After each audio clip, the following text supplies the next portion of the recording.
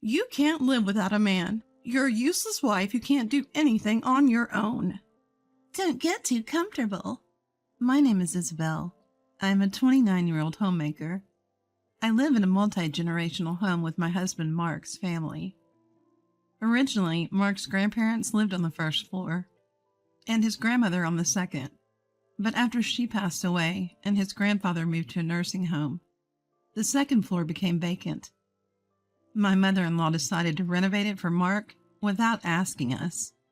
I had already retired, and we planned to rent an apartment and live there while I worked part-time.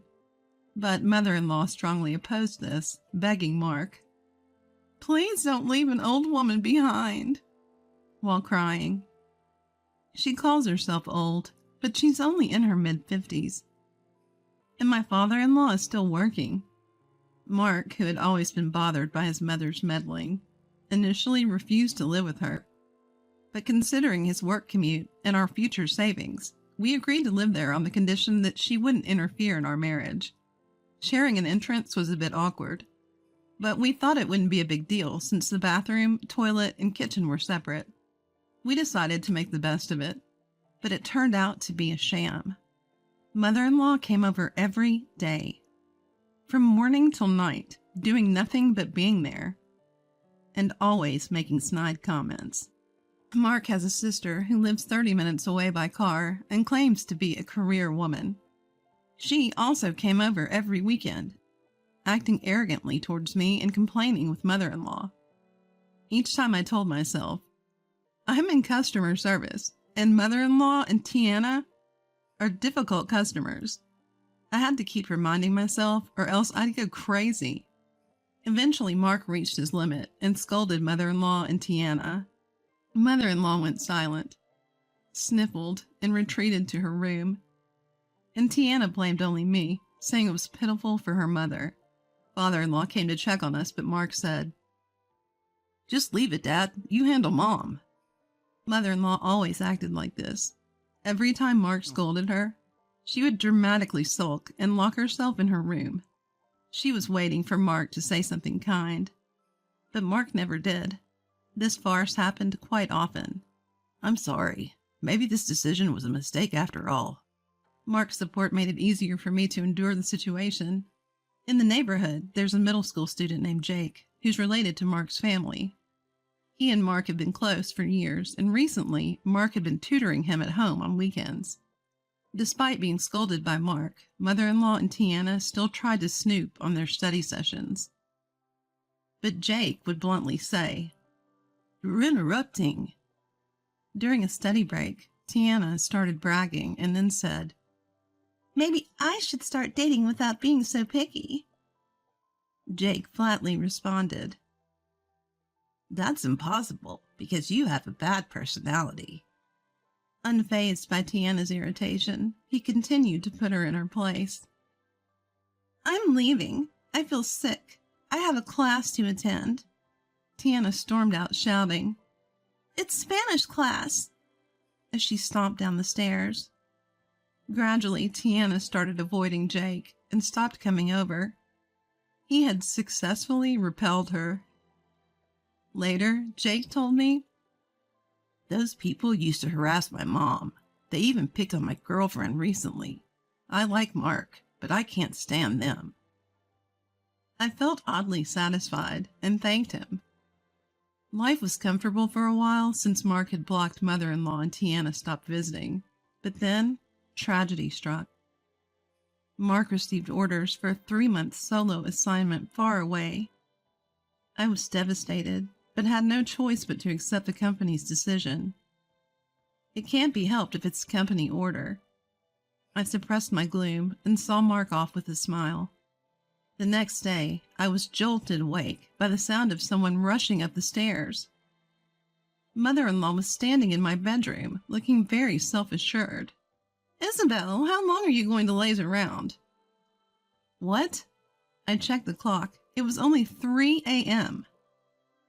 "Isabel, don't think you can slack off just because Mark is away. Starting today, I'll be giving you a thorough education."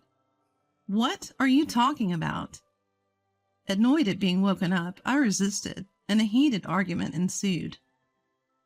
Come downstairs and start with our housework. Mother-in-law left, but I had no intention of complying with her unreasonable demands. As dawn broke, mother-in-law returned, this time with Tiana. You think you can defy us? You've been too comfortable because Mark was here. But now it's just you, Isabel. And that bratty kid won't be coming either. You married into this family, so you have no choice but to obey us. I was about to ignore Tiana's smirking face and her early morning harassment, when mother-in-law's next words suddenly changed my mind. You're a stupid woman who can't live without a man. If you don't like it, that's fine. I'll spread the word that you're a useless wife who can't do anything on her own. Those words fueled my competitive spirit. Fine, let's see if I can go 3 months without a single complaint from you. From then on, I woke up at 3 a.m. to spite mother-in-law and took care of the chores in her part of the house. While I was stuck doing all the cleaning, laundry, meal prep, and cleanup, mother-in-law did nothing but complain about each task. The vacuum is too loud. The kitchen noise keeps me awake, she'd say, even though she was the one who woke me up at 3 a.m. and then slept until almost noon. I can't sleep because of the noise from your bedroom, she'd add, reminding me of the creepy complaint she'd made when we first moved in. Though I'd started doing this out of spite, the constant work from early morning to late night was harder than I'd thought. I couldn't afford to think waking up at 3 a.m. was tough. I had friends who were sleep-deprived from newborns or woke up at 5 a.m. to make lunch for their kids before going to a part-time job. If you think I'm the only one having a hard time, you're wrong. I was still naive. If I woke up early, I could go to bed early. There was nothing I couldn't do. But mother-in-law wouldn't let me. In the afternoon, just as I was about to rest before grocery shopping, she'd barge in saying, I'm into aerobics now, and start some bizarre routine with the DVD player at full volume. At night, she'd find fault with the cleanliness of our living space, refusing to let me rest even after midnight. The more I tried, the more mother-in-law escalated her harassment. Tiana started coming over every night for dinner, criticizing my cooking while eating everything. Seeing Tiana's already voluptuous figure expand while I was losing weight from lack of sleep was almost enough to break me. Do you think Mark found a girlfriend over there? That would be interesting. I hope he finds someone younger and more charming next time. I want to hold a cute grandkid. I agree. Any child from this current life wouldn't be cute. Listening to them joyfully badmouth me, I lost the energy to argue. I wanted to tell Mark, but he was also working hard. If he had to listen to constant complaints between his wife and mother, he might get fed up and actually start cheating. I couldn't bear the thought of losing Mark. That's why I never spoke up about anything. One day, a parade of contractors started showing up at my mother-in-law's house. They brought in new appliances like rice cookers, washing machines, and microwaves, as well as furniture like dining tables and beds. It's all getting pretty old, so I decided to replace everything, my mother-in-law announced, flashing an envelope in front of me. My eyes widened. That was the money I had carefully tucked away in my bedroom drawer. How dare you secretly save money from my son's earnings? And those tacky undergarments? How disgraceful! I couldn't believe my ears. Did you go through my bedroom? Unashamed, she replied. Don't make it sound so bad. I was just helping you with the cleaning. Laughing as she spoke. I was trembling with a mix of disgust and anger. The money wasn't secretly saved. It was a fund Mark and I had been building together for emergencies. I couldn't forgive her, not just for invading my privacy, but for stealing from me.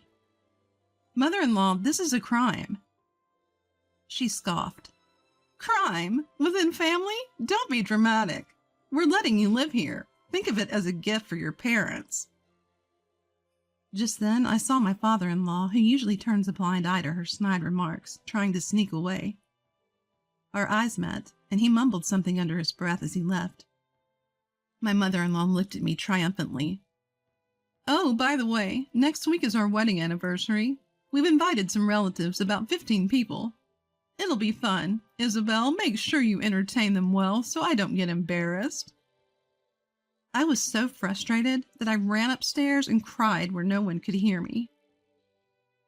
Am I really as useless as my mother-in-law and Tiana say? Unable to do anything on my own?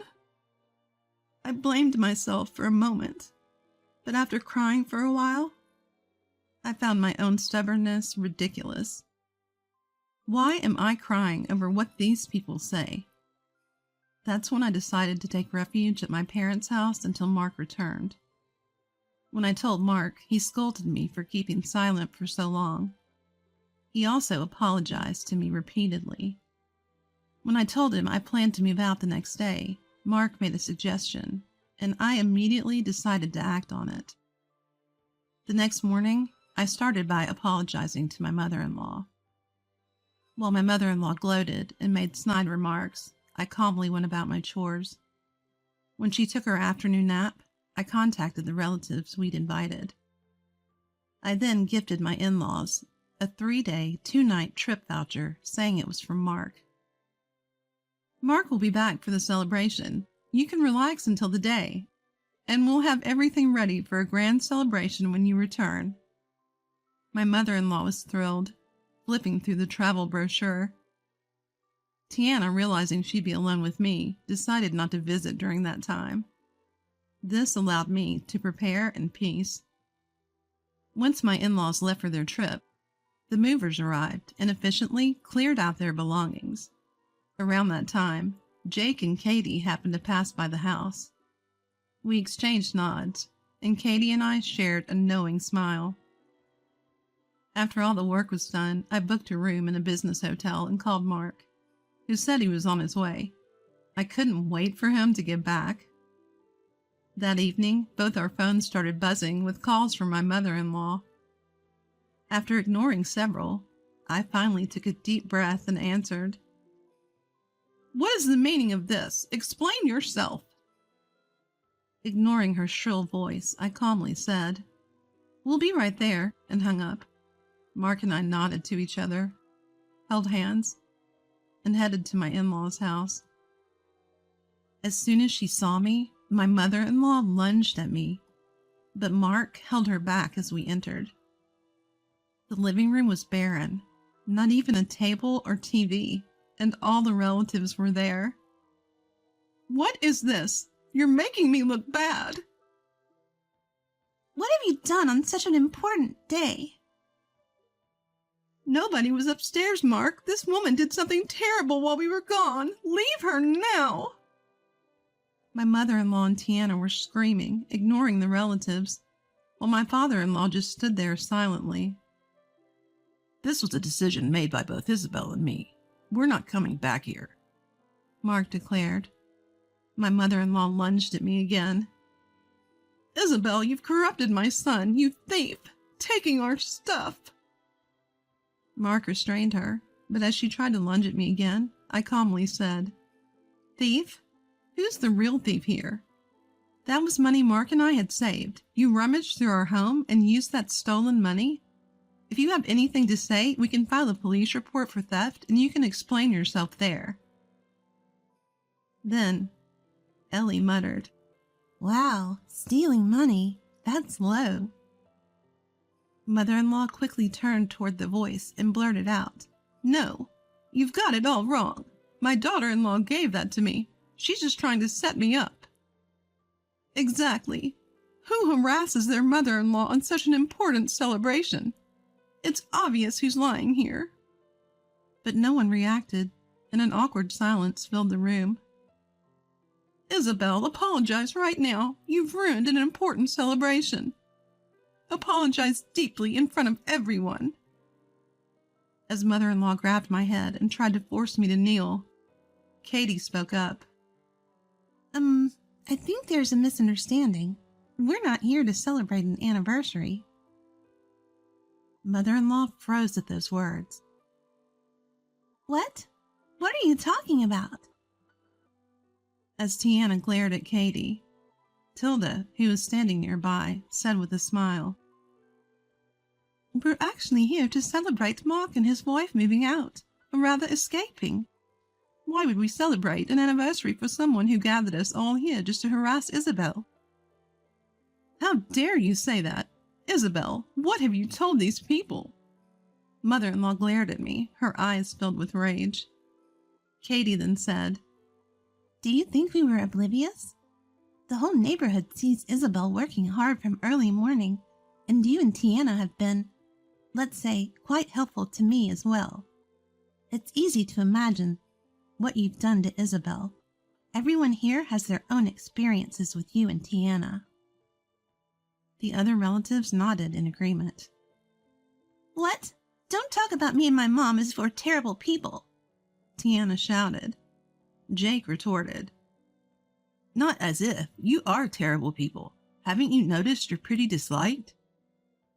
"What kind of language is that, you little brat? I never even called for Jake."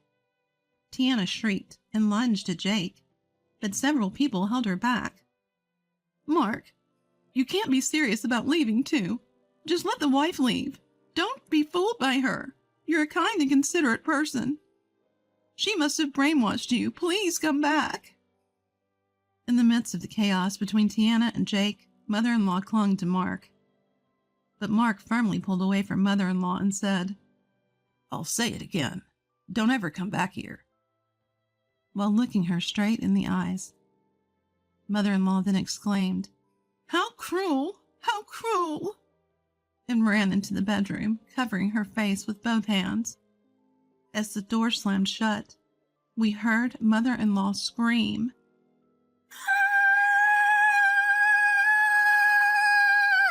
"The bed! The bed is gone!"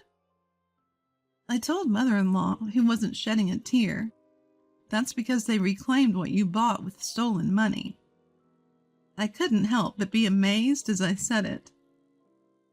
To Mother-in-law, who was standing there with her mouth agape, I said, "This is my anniversary gift to you."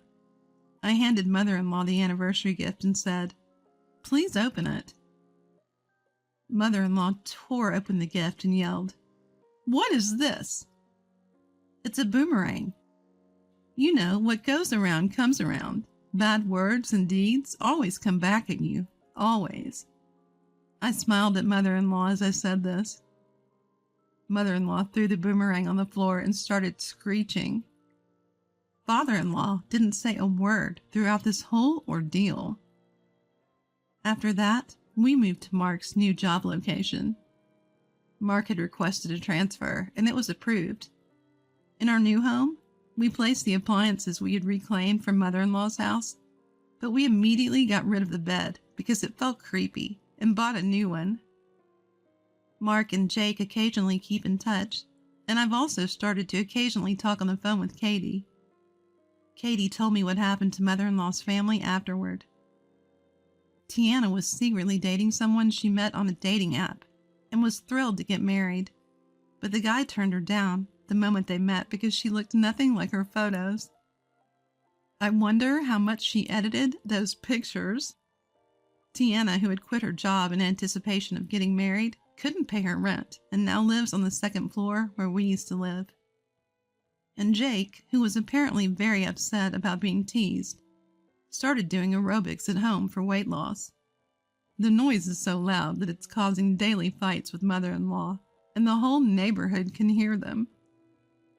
Mother-in-law continued to ignore her anger, but one day a crack appeared in the floor from Jake's constant jumping, leading to the biggest fight they've ever had. But that incident led Tiana to give up on her diet. And now she's just lounging around the house doing nothing. Surprisingly, it turns out that father-in-law, who always avoided conflicts as if they had nothing to do with him, had racked up debts. To escape from the hysterical and selfish mother-in-law and Tiana, he'd been frequenting bars and lavishing gifts on young women. When mother-in-law and Tiana found out, they berated him so much that father-in-law couldn't take it anymore and left a divorce application before walking out. That's the one thing that makes me feel some sympathy for mother-in-law, considering father-in-law's utter lack of responsibility. Mother-in-law, feeling abandoned by both her son and husband, sought help from relatives, but knowing her temperament, none of them offered any assistance. Mother-in-law and Tiana, who've treated father-in-law like an ATM for years, are now without income. I wonder how they plan to survive. Well, given their mentality of expecting everything to be handed to them, they'll probably find a way to get by. One day, while Mark and I were having coffee in our new room, he said, "Why didn't you tell me sooner? You could have gone back to your parents' house instead of enduring all this." I replied, "Because it was frustrating to be told that I couldn't do anything without a man. I was relying on you and Jake, and not doing anything myself." After thinking for a moment, Mark muttered, "The ones who can't live without relying on a man are those two, not you." During those tough days, I realized my homemaking skills had improved, so I started working as a housekeeper. It's surprisingly enjoyable. Of course, there are hard times, but I find true satisfaction in making people happy with what I can do. I even started getting requests for my services. Mark is supportive of my energetic work life. I've also started studying to become a certified nursing assistant through online courses, thinking about our future. Mark and I joined forces. I don't want to rely solely on Mark. I want us to support each other. To protect this happiness, I'll keep moving forward, stronger than ever.